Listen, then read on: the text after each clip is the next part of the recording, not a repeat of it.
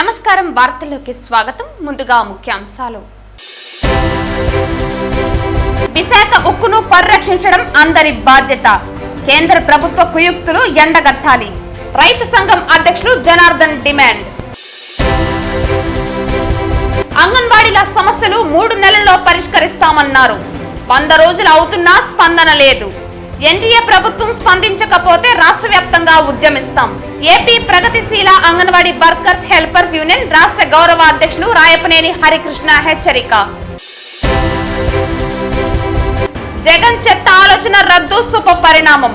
Smart city నిధులతో కొనుగోలు చేసిన పారిశుద్ధ్య వాహనాలు ఎక్కడ ఉన్నాయి? విచారణకు ఆదేశించండి. స్మార్ట్ సిటీ నిధులను స్మార్ట్ గా వాటాలు పనిచేసుకున్నారు. నగరంలో రోడ్ల మరమ్మతులు చేపట్టండి. తిరుపతి నగరపాలక సంస్థ కమిషనర్ కు బీజేపీ నేత నవీన్ కుమార్ రెడ్డి విజ్ఞప్తి. తిరుమల శ్రీవారి బ్రహ్మోత్సవాలు అక్టోబర్ 4 నుండి 12వ తేదీ వరకు అత్యంత వైభవంగా నిర్వహించడానికి అన్ని ఏర్పాట్లు పూర్తి. గతం కన్నా మిన్నగా శ్రీవారి బ్రహ్మోత్సవ ఏర్పాట్లు వెల్లడించిన టీటీడీ ఈవో శ్యామలారావు. వార్తల్లోని వివరాలు. విశాఖ ఉక్కు కర్మాగారాన్ని కాపాడుకోవటం 5 కోట్ల ఆంధ్రుల కర్తవ్యమని, దీనిపై సంఘటిత ఉద్యమం చేపట్టాల్సిన అవసరం ఉందని ఏపీ రైతు సంఘం జిల్లా అధ్యక్షుడు జనార్దన్ పేర్కొన్నారు. గురువారం ఉదయం విశాఖ ఉక్కు పరిరక్షణ కోసం రాష్ట్ర రైతు కార్మిక సంఘాల పిలుపు మేరకు చిత్తూరు జిల్లా నగిరిలో అంబేద్కర్ విగ్రహం వద్ద ప్లకార్డులు ప్రదర్శించి నిరసన కార్యక్రమాన్ని చేపట్టారు. గురువారం ఉదయం విశాఖ ఉక్కు పరిరక్షణ కోసం రాష్ట్ర రైతు కార్మిక సంఘాల పిలుపు మేరకు చిత్తూరు జిల్లా నగిరిలో అంబేద్కర్ విగ్రహం వద్ద ప్లకార్డులు ప్రదర్శించి నిరసన కార్యక్రమం చేపట్టారు. ఈ సందర్భంగా జనార్దన్ మాట్లాడుతూ, ఉమ్మడి రాష్ట్రంలో నాడు విశాఖ స్టీల్ సాధనకై విరోచిత పోరాటం చేసి పలువురు విద్యార్థి యువకులు రక్తతర్పణం చేసి చివరకు ప్రాణత్యాగం చేసిన పిదపే సాధించుకోగలిగామని పేర్కొన్నారు. అలాగే అసెంబ్లీలో ఊకుమ్మడిగా వామపక్ష శాసనసభ్యులు రాజీనామా చేసి ఉద్యమానికి తోడ్పాటునిచ్చిన విషయం గుర్తుంచుకోవాలన్నారు. దేశంలో ఎన్నో ఉక్కు కర్మాగారాలు ఉన్న విశాఖ స్టీల్ యొక్క సామర్థ్యం, నమ్మకం మరో బ్రాండ్ పైన లేదని, అలాంటి ఉక్కు పరిశ్రమను నిలబెట్టేందుకు కేంద్రం కుయుక్తులు పలకడం దుర్మార్గం అన్నారు. విశాఖ ఉక్కు ఫ్యాక్టరీ భూములు కాజేసేందుకు, ఆదానికి కట్టబెట్టేందుకు ఇలాంటి దుశ్చర్యలకు పాల్పడుతున్నారని పేర్కొన్నారు. రాష్ట్రంలోని కూటమి నేతలు బాబు, పవన్లు సైతం ఈ విషయంపై స్పందించక మౌనం వహించడం దారుణమని తెలిపారు. ఇటీవల 4000 మంది కార్మికులను స్టీల్ ప్లాంట్ నుంచి తొలగించడం కేంద్ర ప్రభుత్వ చర్యలకు నిదర్శనమన్నారు. వెంటనే కార్మికులను పనిలోకి తీసుకోవాలని, ఫ్యాక్టరీకి స్వంత గనులు ఏర్పాటు చేసి ప్రభుత్వ రంగంలోనే కొనసాగించాలని, లేకపోతే స్టీల్ అథారిటీ ఆఫ్ ఇండియాలో విలీనం చేసి పరిరక్షించాలని డిమాండ్ చేశారు. ఈ కార్యక్రమంలో సిపిఐ నగర కార్యదర్శి వేలన్, ఏఐటీయూసీ షబ్బీర్ బాషా, ఏవైఎఫ్ కార్యదర్శి విజయన్, మురళి, శేఖర్ తదితరులు పాల్గొన్నారు. ఈరోజు ఏదైనా ప్రైవేట్ సంబంధించి టాటానో, బిర్లానో, అంబానీనో వాళ్ళకైతే గన్లు కేటాయిస్తారు. కేంద్ర ప్రభుత్వం ప్రజలది దీనికోసం గన్లు కేటాయించవా? దీన్ని ఆడుకుంటావా? దీన్ని మూసేలా చూస్తున్నావు, దీన్ని ఇబ్బంది పెడుతున్నావు. ఇక్కడ కార్మికుల్ని, ఈ ఉక్కు ఫ్యాక్టరీని, ఈ ప్రజలకి ఉపయోగపడేటువంటి ఈ ఫ్యాక్టరీ మీద చాలా కఠిన కేంద్ర ప్రభుత్వం వహిస్తూ ఉంది. పక్కన అదానికి ఇచ్చేదానికి, ఆ భూములు అమ్మేసేదాని కోసం కుట్ర పనింది. దాంట్లో భాగంగా మొన్న 130 ఎకరాలు అమ్మేశారు 500 కోట్లకి. 4000 మంది కార్మికులు ఉద్యోగాలు పెరిగేశారు. ఈరోజు వాళ్ళు నడిరోడ్లో ఉన్నారు, సొంత గనులు లేవు. కాబట్టి వెంటనే సొంత గనులు కేటాయించాలా. మీకు చేత కాకపోతే సెయిల్లో విలీనం చేయండి. Steel authority of India limited సెయిల్లో విలీనం చేయండి. అంతేగాని దాన్ని మూసేస్తాం, దాన్ని నరికేస్తాం, చంపేస్తామంటే కుదరదు. మోడీకి ఇప్పటికే కూడా సీట్లు తగ్గిపోయినాయి కేంద్రంలో. ఈసారి గోరీ కడతారు. నువ్వు ఇట్లా ఉంటే మోడీ నీకు ఖచ్చితంగా గోరీ కట్టే రోజులు దగ్గర ఉన్నాయి. ఖచ్చితంగా విశాఖ స్టీల్ కాపాడాలా, దానికి గనులు కేటాయించాలా, తీసేసిన కార్మికులకి ఉద్యోగాలు ఇవ్వాలా, పనిచేస్తుంది కూడా మళ్ళీ ఓపెన్ చేయాలని చెప్పి ఈ సందర్భంగా డిమాండ్ చేస్తున్నాం. లేదంటే భవిష్యత్తులో రాష్ట్ర వ్యాప్తంగా, దేశవ్యాప్తంగా కార్మికులు, విద్యార్థులు, యువజనులు, రైతులు పెద్ద ఎత్తున ఉద్యమిస్తామని చెప్పి ఈ సందర్భంగా హెచ్చరిస్తున్నాం. వచ్చే శీతాకాల సమావేశాల్లో కేంద్ర ప్రభుత్వం మొదట గోవును జాతీయ ప్రాణిగా ప్రకటించి మొదటనే బిల్లు ప్రవేశపెట్టాలని యాదవ హక్కుల పోరాట సమితి జాతీయ కార్యదర్శి వెంకటాద్రి యాదవ్ పేర్కొన్నారు. ఈ సందర్భంగా వెంకటాద్రి యాదవ్ మాట్లాడుతూ, వచ్చే శీతాకాల సమావేశాల్లో కేంద్ర ప్రభుత్వం మొదట గోవును జాతీయ ప్రాణిగా ప్రకటించి మొదటనే బిల్లు ప్రవేశపెట్టాలని చెప్పి అన్ని పార్టీలు మద్దతు ఇస్తామని చెప్పి డిమాండ్ చేశారు. అలాగే తిరుమల తిరుపతి దేవస్థానం గో విశిష్టత గురించి పుస్తకం ప్రచురించి ఆఫ్లైన్లో, ఆన్లైన్లో ప్రవేశపెట్టాలని డిమాండ్ చేశారు. జాతీయ గోవులను ప్రతి దేవాలయానికి ఒక గోవు టీటీడీ వారి ఆధ్వర్యంలో ఇవ్వాలని అన్నారు. అలాగే రాష్ట్ర ప్రభుత్వం ప్రతి మండలంలో గోశాల ఏర్పాటు చేయాలని, గోవు యొక్క విశిష్టత పాఠ్యాంశాల్లో చేర్చి విద్యార్థులకు తెలియజేయాలని అంటున్నారు. ఈ కార్యక్రమంలో యాదవ నాయకులు రమణ యాదవ్, సీను యాదవ్, మోసమయ్య చెంగల్ రాయల్, మందడి ధనంజయ రెడ్డి తదితరులు పాల్గొన్నారు. అయోధ్య రామ మందిరంలో ఏ విధంగా ఇటుక ఒక్కొక్కరు విరాళంగా ఇచ్చి రామమందిర నిర్మాణాన్ని దిగ్విజయంగా పూర్తి చేశారు.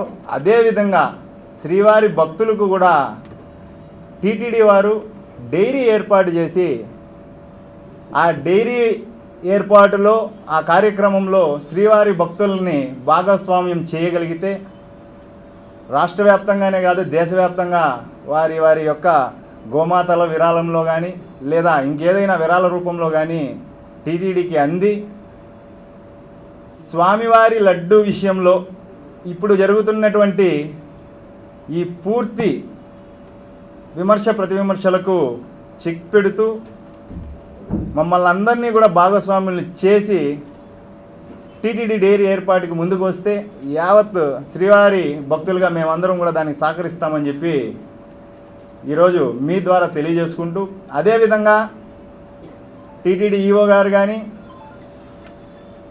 రాష్ట్ర డిప్యూటీ సీఎం గారు పవన్ కళ్యాణ్ గారు కానీ సీఎం గారు కానీ అందరూ ఆలోచించి దీని మీద ఒక మంచి నిర్ణయం తీసుకోవాలని చెప్పి మీ ద్వారా కోరుకుంటూ నమో వెంకటేశాయ. సరబాయి యాదవ్ విగ్రహాన్ని అలిపిరి దగ్గర 10 మంది వచ్చిపోయే మన తిరుమలకు అలిపిరి దగ్గర విగ్రహాన్ని స్థాపించమని ఆయనకి అర్జీ కూడా పెట్టడం జరిగింది. దీనికి కూడా టీటీడీ వారు సహకరించాలని, అదేవిధంగా డిప్యూటీ సీఎం పవన్ కళ్యాణ్ గారు కానీ అదే మన రాష్ట్ర ముఖ్యమంత్రి చంద్రబాబు నాయుడు గారు కానీ దీని పట్ల కొంచెము యాదవులు మనోభావాలు నిలబెట్టాలని కోరుకుంటున్నాను. మన గోవును పరిరక్షించుకుంటే మన హిందూ సాంప్రదాయం అయితేనేమి అందరి ఆరోగ్యాలు కూడా చాలా బాగుంటాయని చెప్పి మరొకసారి కూడా టీటీడీ వారికి, కేంద్ర ప్రభుత్వానికి, రాష్ట్ర ప్రభుత్వానికి విజ్ఞప్తి చేస్తాము. వచ్చే శీతాకాల సమావేశాల్లో జాతీయ ప్రభుత్వం, కేంద్ర ప్రభుత్వం, ఎన్డీఏ ప్రభుత్వం ఖచ్చితంగా గోమాతను జాతీయ జంతువుగా ప్రకటించాలి. ప్రకటించకపోతే దేశవ్యాప్తంగా ఉద్యమం చెప్పదని అన్ని ప్రభుత్వాలను, ముఖ్యంగా టీటీడీ వాళ్ళు చొరవ తీసుకుని ఒక జీవో పాస్ చేసి ఇక్కడి నుంచే మొదలవ్వాలని చెప్పి విజ్ఞప్తి చేస్తున్నాం. ఆంధ్రప్రదేశ్లో జగన్ నాయకత్వంలోని వైకాపా ప్రభుత్వం తీసుకొచ్చిన చెత్తపై పన్ను లాంటి చెత్త ఆలోచన విధానానికి ఎన్డీఏ కూటమి సీఎం నారా చంద్రబాబు నాయుడు రద్దు చేస్తున్నట్లు ప్రకటించడం శుభ పరిణామం, అభినందనీయమని బీజేపీ నాయకులు నవీన్ కుమార్ రెడ్డి పేర్కొన్నారు. ఆంధ్రప్రదేశ్ ఆవిర్భావం నుంచి పంచాయతీలకు, పురపాలక సంఘాలకు, నగరపాలక సంస్థలకు ప్రజలు కట్టే ఆస్తి పన్నులతో ఆ ప్రాంతాలలో నివాసం ఉండే ప్రజలకు పారిశుద్ధ్య కార్యక్రమాలు, త్రాగునీరు, వీధి దీపాలు, కాలువల నిర్మాణాలు, రోడ్లు లాంటి కనీస మౌలిక సదుపాయాలు కల్పించడం బాధ్యతగా కొనసాగుతున్న ప్రక్రియను వైకాపా అధికారంలోకి వచ్చిన తర్వాత చెత్తపై పన్ను విధించడంతో ప్రజలలో తిరుగుబాటు నిశ్శబ్ద విప్లవంగా ప్రారంభమైందన్నారు. వైకాపా పాలనలో తీసుకున్న తొందరపాటు చర్యలు, అనాలోచిత నిర్ణయాలు నేడు రాష్ట్ర ప్రజలకు శాపంగా మారాయన్నారు. తిరుపతి నగరపాలక సంస్థలో స్మార్ట్ సిటీ నిధులతో కోట్లాది రూపాయలు ఖర్చు పెట్టి కొనుగోలు చేసిన పారిశుద్ధ్య వాహనాలు ఎన్ని, అవి ప్రస్తుతం ఎక్కడ ఉన్నాయి అన్నదానిపై దర్యాప్తు చేస్తే నమ్మలేని నిజాలు వెలుగులోకి వస్తాయన్నారు. తిరుపతిని సర్వంగా సుందరంగా తీర్చిదిద్దాలనే లక్ష్యంతో కేంద్ర ప్రభుత్వం ఇచ్చిన స్మార్ట్ సిటీ నిధులతో కొనుగోలు చేసిన స్వీపింగ్ మిషన్స్, గల్ఫర్ ఆటోలు, స్కూటర్లు ఎక్కడ పడితే అక్కడ పడేశారని, ఎండకు ఎండుతూ, వానకు తడుస్తూ చెత్త కుప్పల్లో తుప్పు పట్టిపోతున్నాయని ఆవేదన వ్యక్తం చేస్తున్నారు. అలాగే తిరుమల శ్రీవారి సాలకట్ల బ్రహ్మోత్సవాలు, దసరా సెలవులతో తిరుపతి నగరానికి ఆధ్యాత్మిక శోభ సంతరించుకుందని, సుదూర ప్రాంతాల నుంచి వచ్చే శ్రీవారి భక్తులను, ప్రముఖులను, నగర ప్రజలను దృష్టిలో ఉంచుకుని నగరంలోని బస్టాండు, రైల్వే స్టేషన్లతో పాటు ప్రముఖ రహదారులలో నగరంలో వర్షాలకు ఏర్పడిన గుంతలను, బ్లాక్ ట్యాప్ ప్యాచ్లు వెంటనే వేయాలని, వాహనదారులకు అసౌకర్యం లేకుండా చూడాలన్నారు. తిరుమల శ్రీవారి దర్శనానికి వివిధ రాష్ట్రాల నుంచి వచ్చే భక్తులను దృష్టిలో ఉంచుకుని వర్షాల కారణంగా తిరుపతి నగరంలో అంటువ్యాధులు, విష జ్వరాలు ప్రబలకుండా ప్రతినిత్యం కాలువలను శుభ్రం చేసిన వెంటనే 50 డివిజన్లో బ్లీచింగ్ తో పాటు నిరంతరం దోమల నివారణకు ఫాగింగ్ చేయాలన్నారు. గత 5 సంవత్సరాలు వైఎస్ఆర్ కాంగ్రెస్ పార్టీ ప్రభుత్వం అధికారంలో ఉన్నప్పుడు చెత్త మీద పన్ను అనే ఒక చెత్త ఆలోచనని తీసుకొచ్చి రాష్ట్ర ప్రజలందరినీ కూడా ఇబ్బంది పెట్టడం జరిగిందండి. ఆ రోజు ప్రజలు చెత్త పన్ను మీద విధించినప్పుడు చాలామంది నివురు గప్పిన నిప్పులాగా రాష్ట్ర ప్రభుత్వం మీద వ్యతిరేకత చూపించారు. ఈరోజు ఎన్డీఏ కూటమి అభ్యర్థి సీఎం నారా చంద్రబాబు నాయుడు గారు చెత్త పన్నుని రద్దు చేస్తామని చెప్పి ప్రకటించడాన్ని మనస్ఫూర్తిగా స్వాగతిస్తున్నాము, అభినందిస్తున్నాము. అదేవిధంగా నగరపాలక సంస్థ తిరుపతికి సంబంధించి స్మార్ట్ సిటీ నిధులండి కర్పూర హారతిలాగా కరిగించేశారు. నేను కమిషనర్ గారికి విజ్ఞప్తి చేస్తున్న స్మార్ట్ సిటీ నిధులతో గత 5 సంవత్సరాలు ఎక్కడెక్కడ ఆటోలు కొనుగోలు చేశారు, స్కూటర్లు కొనుగోలు చేశారు, అదేవిధంగా నైట్ స్వీపింగ్ అని చెప్పి వెహికల్స్ కొనుగోలు చేశారు, టిప్పర్లు కొనుగోలు చేశారు. అవన్నీ కూడా ఈరోజు కొన్ని చోట్ల చెత్త కుప్పల్లో దర్శనమిస్తున్నాయి. ఎండకు ఎండుతూ వానకు తడుస్తూ తుప్పు పట్టిపోయాయండి. ప్రజాధనాన్ని అంత చెత్త కుప్పల్లో వేసినటువంటి అధికారుల మీద శాఖాపరమైనటువంటి చర్యలు తీసుకోవాలని డిమాండ్ చేస్తున్నాను. తాము అధికారంలోకి వస్తే 3 నెలల్లోనే అంగన్వాడీ వర్కర్ల సమస్యలను పరిష్కరిస్తామని ఎన్నికలకు ముందు ఎన్డీఏ కూటమి ఇచ్చిన హామీని 100 రోజులవుతున్నా ఇంతవరకు పట్టించుకున్న పాపాన పోలేదని ఏపీ ప్రగతిశీల అంగన్వాడీ వర్కర్స్ హెల్పర్స్ యూనియన్ రాష్ట్ర గౌరవ అధ్యక్షులు రాయపనేని హరికృష్ణ విమర్శించారు. బుధవారం తిరుపతి నారాయణపురంలోని ఐఎఫ్టీయూ కార్యాలయంలో యూనియన్ ఉమ్మడి జిల్లా కమిటీ సమావేశం జిల్లా అధ్యక్షురాలు భారతి అధ్యక్షతన జరిగింది. ఈ సమావేశానికి ముఖ్య అతిథిగా విచ్చేసిన రాయపనేని హరికృష్ణ మాట్లాడుతూ ఈ నెల 10వ తేదీ నాటికి ఎన్డీఏ ప్రభుత్వం అధికారంలో వచ్చి 4 నెలలు అవుతుందన్నారు. మేనిఫెస్టోలో అంగన్వాడీల సమస్యల పరిష్కారానికి 3 నెలల సమయం చాలని ప్రకటించిన పాలకులు ఇప్పటి వరకు ఈ సమస్య పరిష్కారానికి కనీసం ఆలోచన కూడా చేయకపోవడం బాధాకరమన్నారు. ఇప్పటికైనా అంగన్వాడీల జేఏసీని పిలిచి సమస్య పరిష్కారానికి చర్యలు జరపాలని ఆయన డిమాండ్ చేశారు. ఆంధ్రప్రదేశ్లో అంగన్వాడీ వర్కర్లకు 11,500 వేతనం ఇస్తుంటేనే పక్కనే ఉన్న తెలంగాణలో 13,650 వేతనం చెల్లిస్తున్నారని అన్నారు. ఇప్పటికైనా అంగన్వాడీ వర్కర్లకు కనీస వేతనం చెల్లించే దిశగా ప్రభుత్వం కృషి చేయాలన్నారు. మినీ సెంటర్లను తక్షణం రద్దు చేసి మెయిన్ సెంటర్లుగా మార్చాలని, అంగన్వాడీల హక్కులను పరిరక్షించే దిశగా ప్రభుత్వ చర్యలు తీసుకోవాలన్నారు. సమస్యల పరిష్కారానికి ప్రభుత్వం స్పందించకుంటే జేఏసీ ఆధ్వర్యంలో మరోసారి రాష్ట్ర వ్యాప్తంగా ఉద్యమాలకు శ్రీకారం చుడతామన్నారు. రాష్ట్ర ప్రధాన కార్యదర్శి ఆర్వి జ్యోతి మాట్లాడుతూ ఎఫ్ఆర్ఎస్ యాప్ను తక్షణం రద్దు చేయాలని డిమాండ్ చేశారు. గత ప్రభుత్వంలో చర్చలు జరిగినా ఇంతవరకు ప్రధానమైన డిమాండ్లు ఏవీ పరిష్కారం కాలేదని ఆవేదన వ్యక్తం చేశారు. నూతన ప్రభుత్వంపై నమ్మకంతో అంగన్వాడీ వర్కర్లు ఇప్పటి వరకు వేచి చూశారని, మరింత ఆలస్యమైతే పోరాటాలకు నడుం బిగిస్తామని అన్నారు. జిల్లా అధ్యక్షురాలు భారతి మాట్లాడుతూ అంగన్వాడీలను ప్రభుత్వ ఉద్యోగులుగా గుర్తించాలనే డిమాండ్ ఇప్పటికీ అమలు కాలేదన్నారు.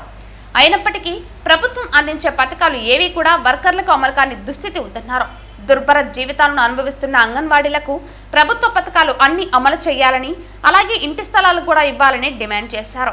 ప్రధానంగా గత ప్రభుత్వంలో తీవ్రమైన రాజకీయ వేధింపులను అంగన్వాడీ వర్కర్లు ఎదుర్కొని మానసిక క్షోభకు గురయ్యారని తెలిపారు. ఎన్డీఏ పాలనలో ఈ పరిస్థితి పునరావృతం కాకుండా సీఎం చర్యలు తీసుకోవాలని ఆమె కోరారు. ఈ కార్యక్రమంలో ఏపీ ప్రగతిశీల అంగన్వాడీ వర్కర్స్ హెల్పర్స్ యూనియన్ నాయకురాళ్లు శోభ, వెంకటరత్నం, అలాగే వెంకటరత్న తదితరులు పాల్గొన్నారు. మేము చట్టబద్ధంగా, న్యాయబద్ధంగా, ధర్మబద్ధంగా ఎంపికైనటువంటి వాళ్ళం. ఒక సెలక్షన్ కమిటీ ద్వారా ఆర్డీఓ కన్వీనర్గా, జాయింట్ కలెక్టర్, స్థానిక ఎమ్మెల్యేతో అందరితో కలిపి ఎంపికైనటువంటి వాళ్ళం. 16 నుంచి 18 ఏళ్ళు, 22 ఏళ్ళు, 23 ఏళ్ళు, 26 ఏళ్ళ సర్వీస్ ఉన్నటువంటి అంగన్వాడీ వాళ్ళు కూడా మీరు తొలగిస్తామని చెప్పని మాట్లాడడం సరైన పద్ధతి కాదు. అప్పటికి కొంతమంది తొలగించారు, కొంతమంది రకరకాల తప్పుడు ఆరోపణలు పెట్టి వ్యవహారం చేస్తున్నారు. ఇటువంటి పద్ధతులన్నీ మానుకోవాలని చెప్పేసి చెప్తున్నాం. ఆఖరి విషయం ఏంటంటే ఇప్పటికైనా ఉన్నటువంటి రాష్ట్రం అన్ని సంఘాలు ఐక్యంగా భవిష్యత్తులో ముందుకు పోవాల్సిన అవసరం కూడా ఉందని చెప్పి సిఐటి నాయకత్వానికి కూడా మరొకసారి తెలియజేస్తూ రాబోయే రోజుల్లో మనందరం కూడా ఐక్యంగా ముందుకు పోవడానికి కృషి చేయాలని చెప్పి సందర్భంగా తెలియజేస్తున్నాం. తిరుచానూరులోని బండ్ల మిట్ట వీధి డోర్ నెంబర్ 1-17/Cలో తమ అమ్మమ్మ ఎల్లమ్మ స్థలంలో కాపురముంటూ దుకాణం నడుపుకుంటున్నారని, అక్టోబర్ 1న సాయంత్రం 4 గంటలకు కొందరు తమ షాపుపై దాడికి దిగి మొత్తం రేకుల షెడ్ను తోసివేశారని బాధితురాలు చక్రపాణిరెడ్డి కుమార్తె అనూష ఆవేదన వ్యక్తం చేశారు.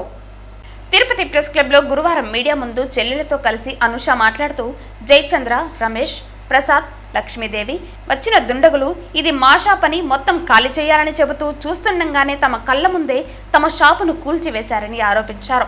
తమకు న్యాయం చేయాలని పోలీసును కోరినా ఫలితం లేదన్నారు. మీడియా ద్వారా అయినా తమకు న్యాయం జరగాలని తెలియజేశారు. నా పేరు అనూష. మేము తిరుచానూరు గేట్ నెంబర్ 5 దగ్గర మా మీద దాడి జరిగింది.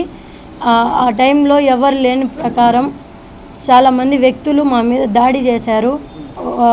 పోలీస్ అప్పటికి నేను సిఐకి సార్కి ఫోన్ చేస్తే సిఐ సార్ అందుబాటులో లేరు, మా మీద ఏ యాక్షన్ తీసుకోలేదు. మా పక్కనే ఉన్న తిరుచానూరు పోలీస్ స్టేషన్కి వెళ్ళగా మేము కంప్లైంట్ రాసి ఇచ్చిన ఎఫ్ఐఆర్ ఫైల్ చేయలేదు. మేము ఇచ్చిన కంప్లైంట్ కాకుండా వేరే కంప్లైంట్ కట్టి సిఐ సార్ దగ్గరికి వెళ్ళి మేము మాట్లాడినప్పుడు సార్ వాళ్ళ ల్యాండ్లో వాళ్ళ ఇష్టము అనేసి అని మా మీద ఇది చేశారు. మా మీద ఎటువంటి చర్యలు తీసుకోలేదు. మేము అక్కడ ఉన్న టైంలో నేను ఒక్కటే ఉన్నప్పుడు ఒక 40 మంది వ్యక్తులు నా మీద దాడి చేశారు. దానికి సంబంధించిన ఫోటోలు వీడియోలు అన్నీ నా దగ్గర ఉన్నాయి. పైన వ్యక్తులు ఉన్న వాళ్ళు వచ్చి చర్యలు తీసుకోవాల్సిందిగా కోరుతున్నాను. దాడి చేసిన వాళ్ళు జయచంద్ర, రమేష్, ప్రసాద్, లక్ష్మీదేవి అనే వ్యక్తులు మా మీద దాడి చేశారు. వాళ్ళకి సంబంధించిన 30 మంది పని చేసే వాళ్ళు మా మీద వచ్చి మమ్మల్ని కొట్టి మమ్మల్ని హింసించి ఎక్కడంటే అక్కడ కొట్టారు. కమ్మీలతో రాడ్లతో కొట్టారు. ఏమి అని అడిగితే మీకేం సంబంధము అంటే మీరు బయట వెళ్తారా లేదా మిమ్మల్ని చంపేదానికి కూడా మేము వెడకాడము అనే మా మీదకి మాట్లాడారు. వాళ్ళు రమేష్ అనే అతను ఎక్కువ తీవ్రంగా నన్ను రాడ్లతో కొట్టాడు. దానికి సంబంధించిన వీడియోలు కూడా మా దగ్గర ఉన్నాయి. మేము షాప్లో ఉంటే ల్యాండ్ మాది అని వచ్చి మా మీద దాడి చేశారు. తిరుచానూరు గేట్ నెంబర్ 5 1-37/C ఆ ల్యాండ్కి సంబంధించింది. మేము మా తల్లిదండ్రులు లేనప్పుడు మా మీద దాడి జరిగింది. అంత చూసుకొని జేసీబీతో వచ్చి అంత పడగొట్టారు. మా సామాన్లు అన్నీ అలానే ఉన్నాయి. ఇప్పుడు కూడా మేము ఏమీ సామాన్లు కూడా తీయలేదు. మాదే, మా దగ్గర మా మీద ఉంది. మా ఎర్రమ్మ మా అమ్మమ్మ పేరు మీద ఉంటే పసుపు కుంకాల తరపున మా అమ్మగారికి ఇచ్చారు. మేము అక్కడ రేకుల షెడ్ వేసుకొని అక్కడే ఉన్నాము. మా పేరు మీద మీటర్లు ప్రతి ఒక్కటి మా పేర్ల మీదే ఉన్నాయి. అయినా కూడా సిఐ గారు మా పేపర్లు ఏవి చూడకుండా వాళ్ళ ల్యాండ్ అని చెప్పి ప్రోత్సహించారు. దానివల్లే ఇవన్నీ జరిగాయి. చిత్తూరు జిల్లా పుంగునూరులో చిన్నారి ఆస్ఫియా అంజం మృతి ఘటనపై రాష్ట్ర మహిళా కమిషన్ సభ్యురాలు షేక్ రుకియా బేగం పర్యటించి ఉదయం 11:30 చిన్నారి కుటుంబ సభ్యులను పరామర్శించారు. ఈ ఘటనలో దోషులు ఎంతటి వారైనా వదిలే ప్రసక్తే లేదని ఆమె తెలిపారు. పుంగునూరులో చిన్నారి అస్ఫియా అంజం మృతి ఘటనపై రాష్ట్ర మహిళా కమిషన్ సభ్యురాలు షేక్ రుకియా బేగం పర్యటన సాగించారు. ఉదయం 11:30 చిన్నారి కుటుంబ సభ్యులకు పరామర్శించారు. మధ్యాహ్నం 12:15 పోలీసు ఉన్నతాధికారులతో సమావేశమయ్యారు. అనంతరం ఆమె మీడియాతో మాట్లాడుతూ రాష్ట్రంలో ఇలాంటి సంఘటనలు పునరావృతం కాకుండా చర్యలు తీసుకుంటామని పేర్కొన్నారు. ఈ ఘటన విషయం సీఎం చంద్రబాబు నాయుడు దృష్టికి తీసుకువెళ్తామన్నారు. ఈ ఘటనలో దోషులు ఎంతటి వారైనా వదిలే ప్రసక్తే లేదని తెలిపారు. పొంగనూరులో ఫస్ట్ టైం ఈ సంఘటనని బాధపడుతున్నారు. వాళ్ళ తల్లిదండ్రులతో కలిసిన తర్వాత చాలా బాధ అనిపించింది. ఇలాంటి పరిస్థితి ఎక్కడ జరగకూడదని కోరుకుంటున్నాను. నేను ఇంత దురదృష్ట పరిస్థితిలో ఇక్కడ వచ్చి నేను వీళ్ళందరూ కలిసి చూసే వాళ్ళ తల్లిదండ్రుల పేరెంట్స్తో కూడా మాట్లాడడం జరిగింది. వాళ్ళు ఏ రోజు కూడా ఎక్కడ బయట పంపిన అమ్మాయిని ఆ రోజు జస్ట్ 5 నిమిషాలు బయటకు పోయే లోపలనే వెంటనే మిస్సింగ్ అయిపోయింది. మిస్సింగ్ కేసు పెట్టడం జరిగింది. కానీ మిస్సింగ్ అనుకుని వీళ్ళు కంప్లైంట్ చేసినారు. పోలీస్ వాళ్ళ డిపార్ట్మెంట్ మొత్తం వెంటనే స్పందించి ఆ రోజు నైట్ 9 o'clock నుంచి ఎక్కడ ఏమేమి ఉన్నాయని డాగ్స్ తెప్పించడము చేయడము వాళ్ళు కూడా చాలా కష్టపడి అన్ని ఇన్వెస్టిగేషన్ చేశారు. వాళ్ళ ఫ్యామిలీ కూడా చాలా మంచి ఫ్యామిలీనే. అది ఎందుకు ఈ విధంగా జరిగిందో చాలా బాధాకరంగా ఉంది. ఇలాంటి ఘటన ఇంకొకసారి జరగకూడదని నేను కోరుకుంటున్నాను. ప్రతి ఒక్కరికి ఈ ఊరంతా మనసులందరికీ కలిసివేసేసింది. ఇది చాలా అన్యాయం అని నాకు అనిపిస్తుంది. ఆ దుస్తుల్ని వీళ్ళు మాత్రం వాళ్ళు వదిలిపెట్టేటట్టు లేరు. పోలీస్ డిపార్ట్మెంట్ చాలా చక్కగా కష్టపడుతున్నారు. దొరికితే మాత్రం వదిలిపెట్టేది లేదు మేడం అంటున్నారు వాళ్ళు. ముఖ్యంగా ఈరోజు గవర్నమెంట్ ఎంత మహిళల కోసం ఎన్నో పనులు చేస్తూ సాధికారత కోసము ఆడపిల్లలకి వాళ్ళు చదువుకోవడం కోసము అభివృద్ధి చేయాలని ముందుకు తీసుకెళ్తుంటే ఈ విషయం తెలిసిందంటే అసలు వదిలిపెట్టే ప్రసక్తే ఉండరు. సీఎం గారు అయితే మీ హోమ్ మినిస్టర్ గారు కానీ తప్పకుండా వాళ్ళ నోటీస్ తీసుకెళ్తాము, వీళ్ళకి న్యాయం చేస్తాము. ఆ దుష్టుల్ని ఎంతటి వాడైనా కానీ శిక్షించేదే, వదిలిపెట్టేదేమి ఉండదు. పోలీస్ డిపార్ట్మెంట్ సపోర్ట్గా ఉంది. వాళ్ళ కష్టాలు చెప్పడం లేదు, చెప్తున్నారు. రాత్రి పగలు వాళ్ళు చేస్తూనే ఉన్నారు. వాళ్ళు చేసిన ఫైల్స్ అన్ని నేను చెక్ చేస్తాను కాబట్టి ఏం ప్రాబ్లం లేదు. తప్పకుండా దోషులు దొరుకుతారని నమ్మకం ఉంది. వాళ్ళ తల్లిదండ్రులు కూడా మనం న్యాయం చేస్తాము. సీఎం ద్వారా వాళ్ళు పిలిచిపోవడం కూడా జరుగుతుందని మీడియా ద్వారా తెలుపుతున్నాను. తిరుమల శ్రీవారి బ్రహ్మోత్సవాలు అక్టోబర్ 4 నుండి 12వ తేదీ వరకు అత్యంత వైభవంగా నిర్వహించడానికి అన్ని ఏర్పాట్లు పూర్తి చేసినట్లు టీటీడీ ఈవో శ్యామలారావు చెప్పారు. భక్తుల సౌకర్యార్థం టీటీడీలోని అన్ని విభాగాల సమన్వయంతో విస్తృత ఏర్పాట్లు చేసినట్లు తెలిపారు. తిరుమల అన్నమయ్య భవన్లో గురువారం ఈవో, అదనపు ఈవో సిహెచ్ వెంకయ్య చౌదరితో కలిసి మీడియా సమావేశం నిర్వహించారు. ఈ సందర్భంగా ఈవో మాట్లాడుతూ ఈ ఏడాది అక్టోబర్ 4 నుండి 12వ తేదీ వరకు శ్రీవారి సాలకట్ల బ్రహ్మోత్సవాలు అత్యంత వైభవంగా జరగనున్నాయి. ఈ బ్రహ్మోత్సవాల్లో ఉదయం వాహన సేవ 8 నుండి 10 గంటల వరకు, రాత్రి వాహన సేవ 7 నుంచి 9 గంటల వరకు జరుగుతుంది. గరుడ వాహన సేవ సాయంత్రం 6 గంటల 30 నిమిషాలకు ప్రారంభమవుతుంది.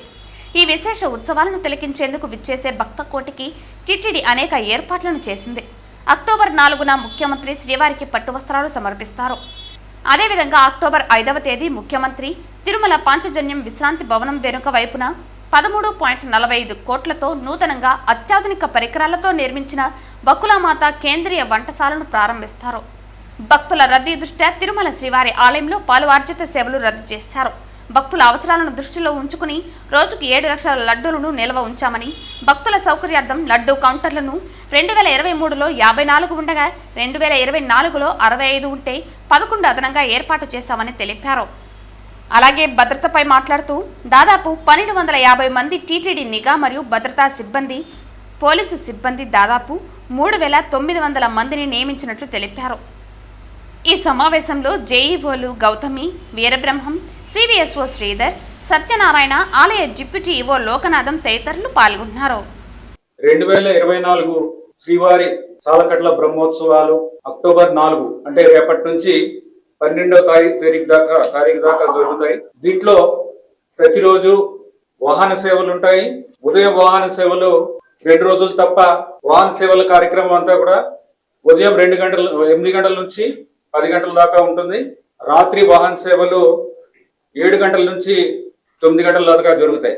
కాకపోతే 2 రోజులు మాత్రం 4వ తారీఖున పెద్ద శేష వాహనం రాత్రి 9 గంటలకు, గరుడ వాహనం 6:30కు ప్రారంభమవుతుంది. అలానే ఈ వాహన సేవల్లో అతి ముఖ్యమైనది ఎక్కువగా భక్తులు సందర్శించుకోవడానికి, వీక్షించడానికి వచ్చే రోజు గరుడ సేవ రోజు. గరుడ సేవ అక్టోబర్ 8వ తారీఖున జరుగుతుంది. మొత్తం 16 వాహనాల్లో స్వామివారు భక్తులకు దర్శనమిస్తారు. టీటీడీ తరపు నుంచి ఈ బ్రహ్మోత్సవాలు వైభవంగా చేయడానికి అన్ని ఏర్పాట్లు చేశాము. అలాగే టీటీడీ ఎప్పుడు కూడా పోయినసారి చేసిన కార్యక్రమాన్ని దృష్టిలో పెట్టుకొని వాటి అనుభవాలని పరిగణలోకి తీసుకుని ఈసారి ఎలా చేయాలి, మెరుగ్గా చేయాలి అనే దాని మీద చర్చించి ఒక కార్యక్రమము గతం కన్నా మెరుగ్గా చేయడానికి చేస్తాము.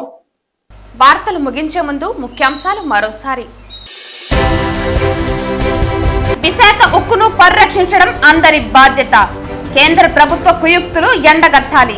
రైతు సంఘం అధ్యక్షులు జనార్దన్ డిమాండ్. అంగన్వాడీల సమస్యలు 3 నెలల్లో పరిష్కరిస్తామన్నారు.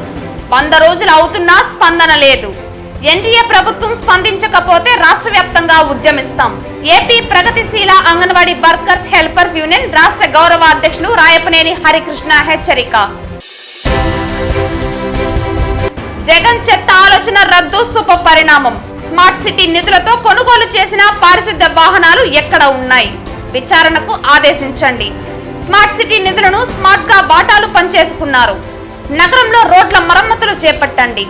తిరుపతి నగరపాలక సంస్థ కమిషనర్ కు బీజేపీ నేత నవీన్ కుమార్ రెడ్డి విజ్ఞప్తి.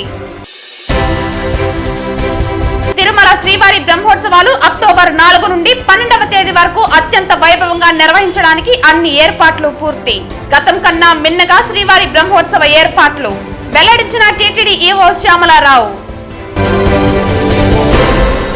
ఈ వార్తలు ఇంతటితో సమాప్తం. తిరిగి వార్తల్లో మళ్ళీ కలుద్దాం. అంతవరకు సెలవు. నమస్కారం.